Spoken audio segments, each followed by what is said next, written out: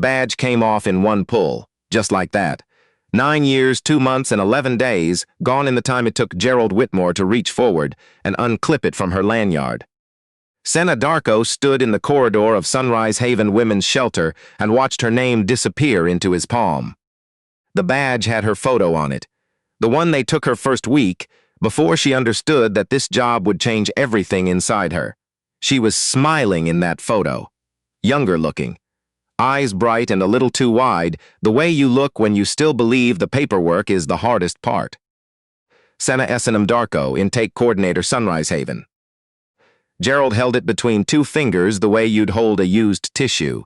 He was 57, stocky, with a broad face that had gone blotchy at the cheeks from too many years behind a funding report, and not enough years sitting with the people the reports were supposed to be about. He wore reading glasses that he kept on even when he wasn't reading anything. His hair was silver and close-cropped.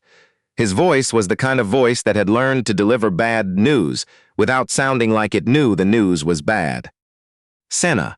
He said her name the way you say a word you've been meaning to use all morning. As of this morning, your position at Sunrise Haven is terminated. The reasons are as follows. He didn't need a folder. He had memorized them. You admitted an ineligible client without completing the intake verification process.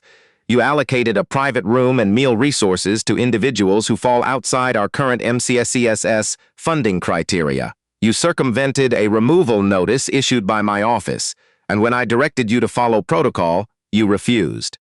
She had nowhere to go, Sena said. It was -18 outside. The protocol exists because we have liability obligations to our funders. She had a 6-year-old with her. The child was shaking. Gerald's expression didn't shift. It had the quality of a wall, not hostile, just immovable. The decision has been made. You'll surrender your building key and your access fob. Sena looked down the hallway. Room 7. The door was closed. Behind it, a woman named Janitor was sitting with her daughter Mariama curled against her, asleep under a blue blanket. The child's fever had broken at 4 in the morning. Sena had been there when it did. 20 feet down the hall, a man in gray maintenance coveralls was pushing a mop across the floor with long, even strokes. He had his head down. His hands on the mop handle were large and calloused, and they didn't move faster or slower than usual. But his eyes, those dark, still eyes, had drifted to the corridor the moment Gerald started speaking. His name was Edom Larby. He was the night custodian at Sunrise Haven. He came in at 10, left at 6. He mopped, he took the trash, he restocked the hand soap in the bathrooms, and he fixed things that were broken before anyone thought to put in a work order. He had been doing this for 18 months. Nobody had ever asked him a single question about his life before the city. Sena had. But that comes later. The security guard handed Sena a clear plastic bag with the contents of her desk. She took it. She walked to the front door. She did not look back at room 7. But she slowed, just slightly, just for half a second, when she passed it. Not enough for anyone watching to notice. Inside that room, Mariama was breathing. And that was something Gerald Whitmore's paperwork could not undo. This story does not begin in that corridor. It begins the night before, at 11:42 p.m., in the parking lot of a Tim Hortons on Lawrence Avenue East, when a woman knocked on the shelter's after-hours intercom and spoke 4 words in English before switching to French. "Please, my daughter, cold." Sena had been finishing her incident log at the front desk when the buzzer went. She almost didn't answer. The after-hours protocol was clear. If a client wasn't pre-screened and listed, you called the on-call supervisor before opening the door. She looked at the camera monitor. A woman, thin, dressed in a winter coat that was not warm enough for February in Toronto. A child pressed against her side, wrapped in what looked like a man's sweatshirt. The woman's face was turned toward the camera, and even in the grainy monochrome of the security feed, Sena could see that she had been crying for a long time. Not recently. For a very long time. The kind of crying that carves something out of a face and doesn't give it back. Sena buzzed them in. The woman's name was Janitor. She was 34, from Guinea, and she had entered Canada 3 weeks earlier through Roxham Road in Quebec. She had a pending refugee claim. She spoke French, some Pulaar, very little English. Her daughter Mariama was 6. The girl had had a cough for 4 days that had gotten worse in the cold. Sunrise Haven's intake criteria, the ones tied to their funding agreement with the Ministry of Children, Community and Social Services, specified current Ontario residents with documented status. Refugee claimants qualified on a case-by-case basis with supervisor approval after a full intake screening. There was no supervisor on site at 11:42 p.m. on a Tuesday. There was just Sena and a woman with a sick child in -18 weather who had found this address on a crumpled piece of paper passed to her by another woman in a laundromat in Scarborough. Sena made the decision in the time it took her to pull 2 blankets from the supply closet. She ran a temporary intake. She used a discretionary room the shelter held for exactly these situations Gerald believed were only theoretical. She called the on-call nurse contracted for overnight medical support. She had Mariama's temperature taken. She made Janeba tea and sat with her at the kitchen table while the nurse checked the child. "You're safe here," Sena told her in French. "Vous êtes en sécurité ici." Janeba looked at her. She held the mug the way people hold things when they're not sure anything is real yet. "How did you know to help us?" Janeba asked quietly. "You didn't know us." Sena thought about it for a moment. "My parents came to Canada from Ghana in 1989, she said. "They didn't know anyone either." Janeba nodded. She looked at Mariama, who had fallen asleep on the bench with her head on a folded blanket. The child's small chest rose and fell. "She was shaking," Janeba said. "On the bus. She was shaking and I didn't know what to do." "She's okay," Sena said. "She's going to be okay." She stayed until 2 in the morning. She drove home. She set her alarm for 5:30 and came back because she wanted to be there when Mariama woke up. By 7:15, Gerald Whitmore's assistant had called her. By 9, Sena was standing in the corridor having her badge removed. She had known what it would cost. She had weighed it in those 4 seconds at the camera monitor. 9 years of employment, the mortgage on her apartment in Scarborough, the board certification she'd let lapse that would be expensive to reinstate. She had weighed all of it. And then she buzzed the door open anyway. Now here is the part of this story that Gerald Whitmore would never understand, because there is a particular blindness that comes from spending too long in rooms where people talk about the vulnerable without ever sitting next to them. Edom Larby had watched Sena Darko for 18 months. He had watched her hold the hands of women who could not stop shaking. He had watched her translate not just words but dignity, the way she introduced a client to a food bank worker as "my friend" instead of a referral, the way she remembered birthdays and brought in baked goods from the Ghanaian shop on Eglinton, the way she stayed 2 hours past every shift she was supposed to leave on time. He had also watched her notice him. Most people at Sunrise Haven did not notice Edom. They stepped around him. They looked through him the way you look through glass, aware it's there, not interested in what it's made of. The administration knew his name from payroll. The day staff knew he worked nights. That was the extent of it. Sena was different.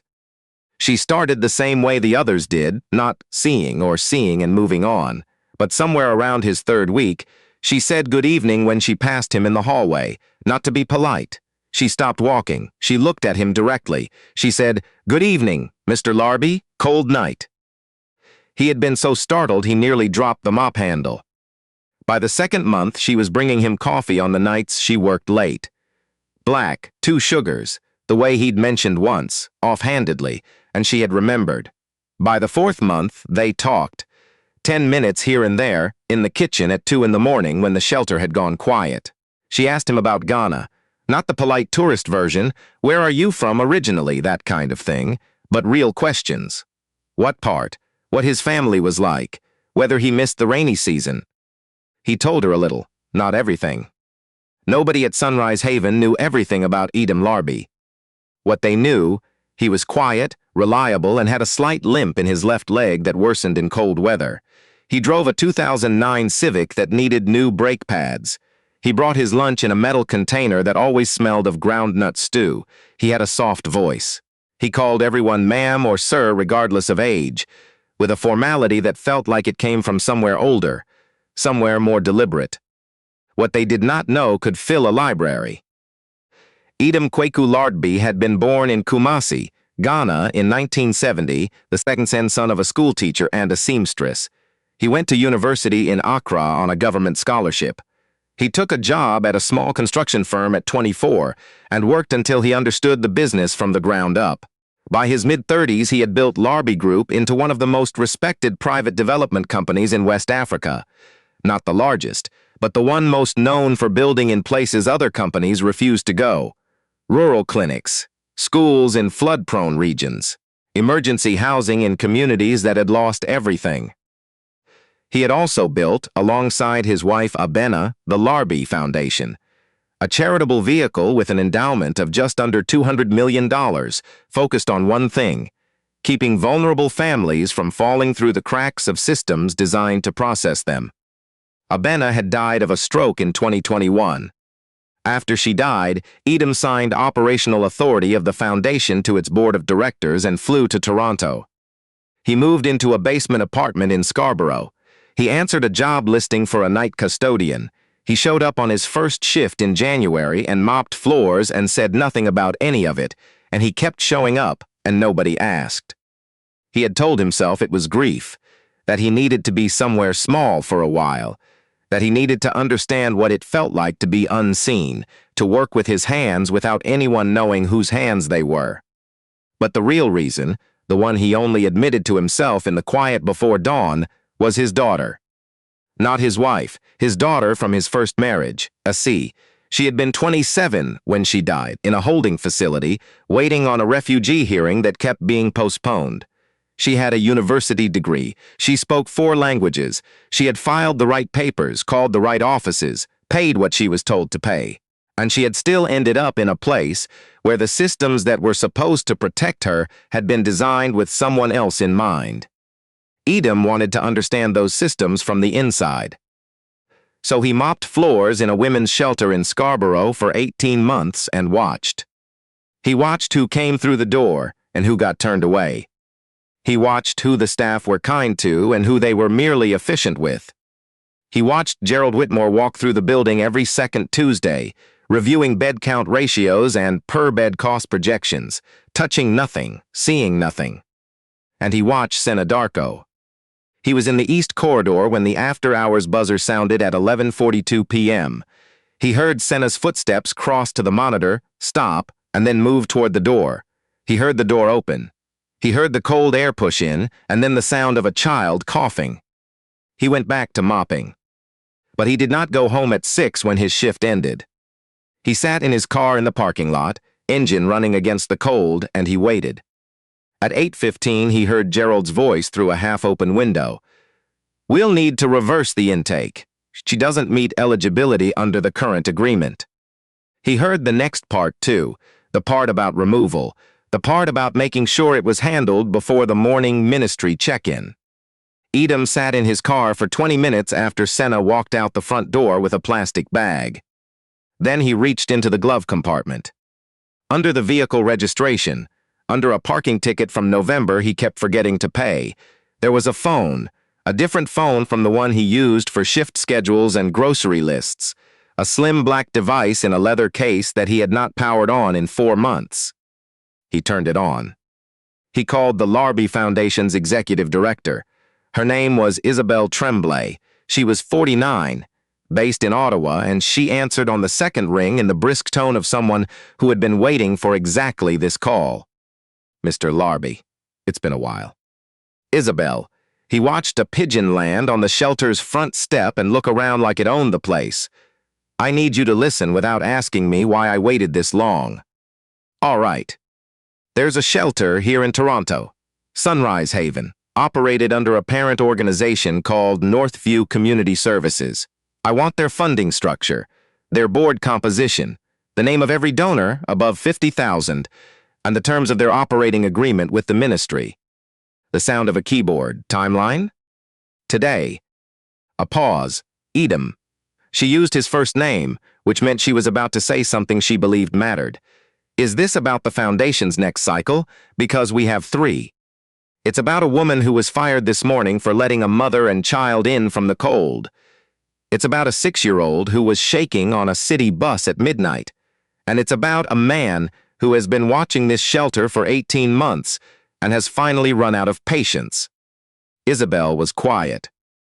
Then I'll have everything to you by noon. By the time Sena got home to her apartment on Birchmount Road, she had already stopped crying. That happened in the parking structure. She had sat in the driver's seat with both hands flat on the steering wheel and cried the kind of cry that doesn't give you time to be embarrassed about itself. The kind that comes from underneath all your professional composure, all your training in not taking things fatuously, all your careful belief that you could absorb the costs of this work without losing anything fundamental.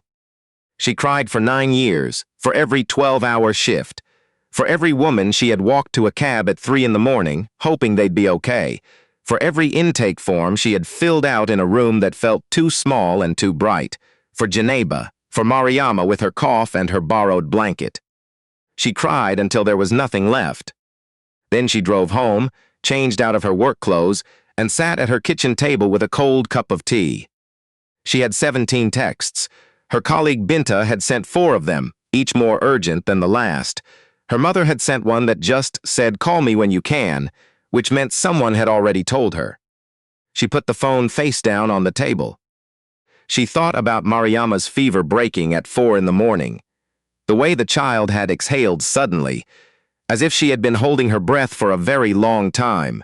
The way Janeba had pressed her forehead to her daughter's and said something in Pooler that Sena didn't understand but didn't need to. Some things require no translation. At 6:15 the next morning, her phone buzzed with a number she didn't recognize. "Ms. Darko, my name is Isabel Tremblay. I work with the Larby Foundation. Someone who knows you would like to meet today, if you're available." Sena stared at the message for a long time. She almost deleted it. She typed back, "Who knows me?" The reply came in under a minute, a quiet man. "He says you're the only person at that shelter who ever asked him how he was doing." She put the phone down, picked it up, put it down again. She got dressed. She wore the gray blazer she saved for interviews, the one with the good buttons and black trousers, and the silver earrings her mother had given her when she graduated. A car came at 8:30. Clean dark, a driver named Mark who offered to speak French without being asked. They drove west across the city. Not to an airport, to a conference room on the 32nd floor of a building on Bay Street with floor-to-ceiling windows and a view of Lake Ontario that on a clear February morning looked almost impossible. Edom Larby was standing at the window when she walked in. He was wearing a suit, navy fitted precisely, the kind cut for a specific person and no one else, a white shirt with no tie. His shoes were polished, his hands were relaxed at his sides. He looked exactly like himself, the same face, the same careful, still eyes she had looked into across a shelter kitchen at 2 in the morning while they talked about the rainy season in Kumasi. The same quietness about him, but he was standing differently, like a man who had put something down that he had been carrying for a very long time. "Mr. Larby," Sena said. Her voice came out steadier than she expected. He turned from the window, "Mrs. Darko." A pause, "Sena." He gestured toward a chair. "Will you sit?" She sat. He sat across from her. Isabel Tremblay stood near the door with a legal pad and the expression of someone who has been present at moments like this before and understands exactly what her role is. "I have to tell you something," Edom said, "and I'd like to ask you to let me finish before you say anything." Sena nodded. He told her. Not all of it at once. It took time to unspool, and he told it the way he told things, methodically, without ornament, leaving nothing important out. The company he had built, the foundation, his wife, his daughter Essie, why he had come to Toronto, why he had taken the job, what he had been looking for, and what he had found instead. Sena listened. She was good at listening, 9 years of it. When he finished, the room was quiet for a moment. "How long have you been planning this?" she asked. "The call to Isabel? Since yesterday morning." He paused. "The rest of it? I think since the first night you brought me coffee and asked me what part of Ghana I was from." Sena looked at the table. Her hands were folded in front of her. She unfolded them. "Edom." She looked up at him. "Are Janeba and Mariama still at the shelter?" He nodded. "Isabel made a call at 7 this morning. They have not been removed." "And will they stay?" Isabel stepped forward. She placed a document on the table. Mrs. Darko, as of yesterday evening, the Larby Foundation has entered a letter of intent with Northview Community Services to provide operational funding that supersedes their current ministry agreement by a factor of 3. The terms include a non-discrimination intake policy that cannot be overridden by administrative discretion. Sena stared at the document. Gerald Whitmore has been informed that his contract will not be renewed. The board is being reconstituted. There will be an announcement next week. You did this in one day, Sena said. Edom looked at the window.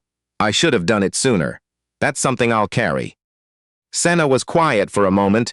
Why not simply give them money? You could have funded that shelter from the parking lot and gone back to your life. He looked at her then. Really looked at her. Because money without accountability doesn't change systems, he said. It only sustains them. He paused, and because I needed to know what the system looked like from inside.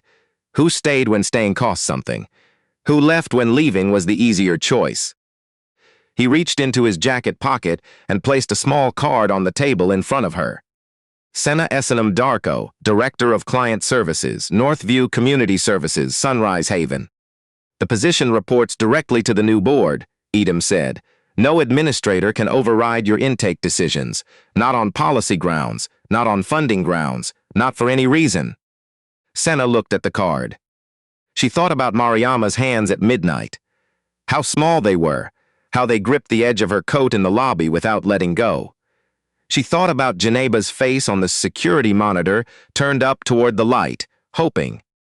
She thought about the moment she made the decision, not when Gerald called, not when the security guard reached for her badge, but at 11:42 p.m., when she looked at that camera and made the only choice that felt like a choice. She picked up the card. There's one more thing, Edom said quietly. Janeba asked about you this morning. She asked the night staff where the woman who spoke French had gone. Sena's eyes filled. I told Isabel to tell her you were coming back. The tears came then, not the kind from the parking structure the day before, but the other kind.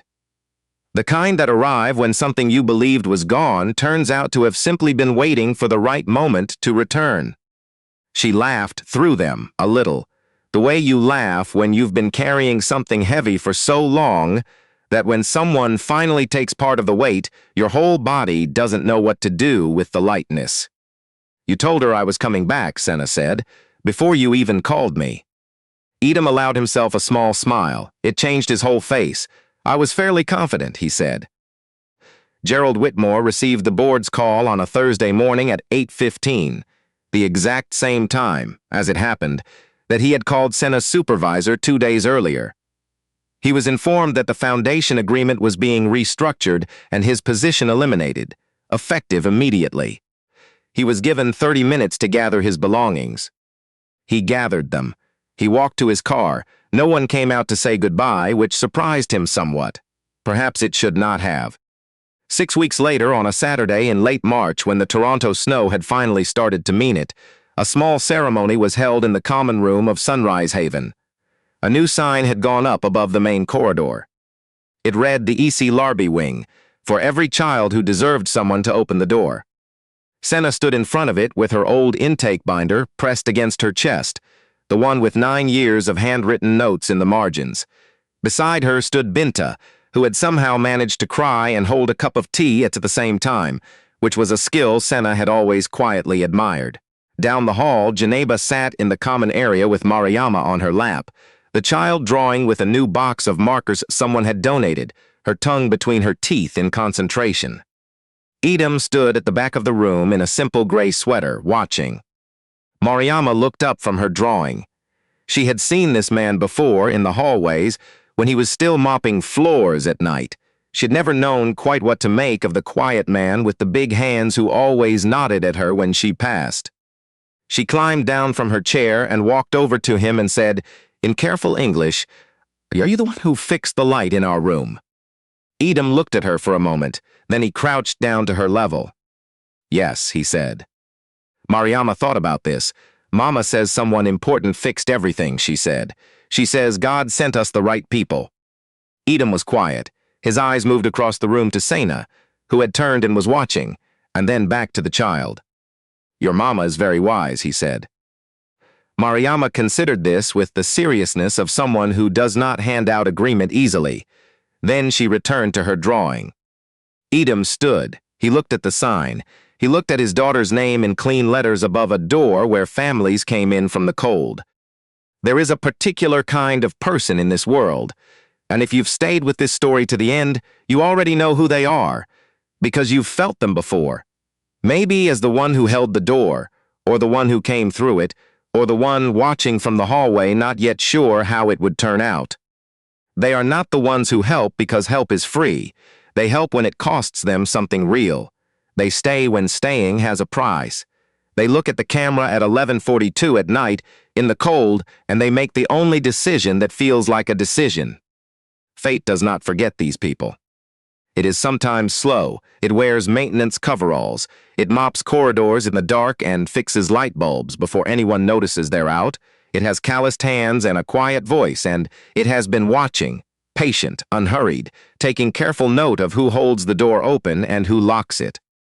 And when it is ready, it does not arrive with noise.